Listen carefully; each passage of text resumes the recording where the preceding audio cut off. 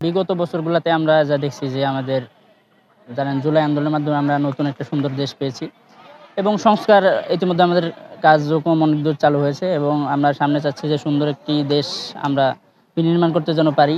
এজন্য সকল দেশবাসীর প্রতি আমরা উদারতা আহ্বান জানাচ্ছি। সবাই যেন আসলে এই বিষয়ে আসলে সবাই যেন এগিয়ে আসে এবং আসলে একটা সুন্দর দেশ বিনির্মাণের জন্য আমাদের প্রত্যেকের নিজ নিজ জায়গা থেকে আসলে সচেতনতাই আগে।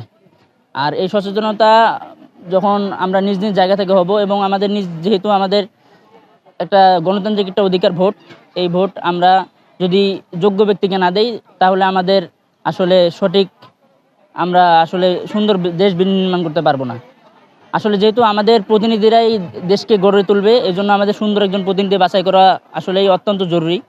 তো এই জন্য আমি যেহেতু একজন তরুণ ভোটার, এর জন্য আমি আসলে একজন প্রভাবশালী কোনো একজন আমাদের প্রতিনিধি থেকে বাছাই করার পূর্বে আমি দেখব তার ব্যাকগ্রাউন্ড কেমন, তিনি যদি কোনো সময় ক্ষমতায় ছিলেন, তার আসলে তিনি কী ধরনের কার্যক্রম করেছে, তার সময় কোনো অনৈতিক কার্যক্রম হয়েছে কিনা, আরও বিষয়াদি আমরা দেখব। এবং আসলে এখানে নতুন একটি দল আমাদের এনসিপি এসেছে এবং আমাদের জামাত ইসলাম আছে এবং আমাদের বিএনপি আছে। এখন সবগুলো দলের মধ্যে থেকে আমরা তাদেরকেই ভোট দেওয়া উচিত যারা আসলে নৈতিক। এখন কারো হয়তো বা জামাত ইসলাম ভালো লাগে, কারো এনসিপি ভালো লাগে, কারো ছাত্রদল ভালো লাগে, বিএনপি ভালো লাগে। এখন যার ভালো লাগা বিভিন্ন জায়গায় হতে পারে, কিন্তু আমাদের নৈতিকতার জায়গাটা ঠিক রাখতে হবে। নৈতিকতার জায়গা থেকে যেই দল ভালো সেই দলে আমাদের ভোটটা দেওয়া উচিত।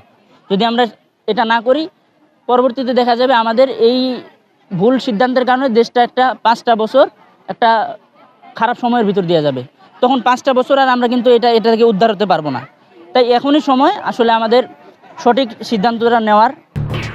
এলো খবরের কাগজ, নিখাত, নির্ভীক, নিরপেক্ষ।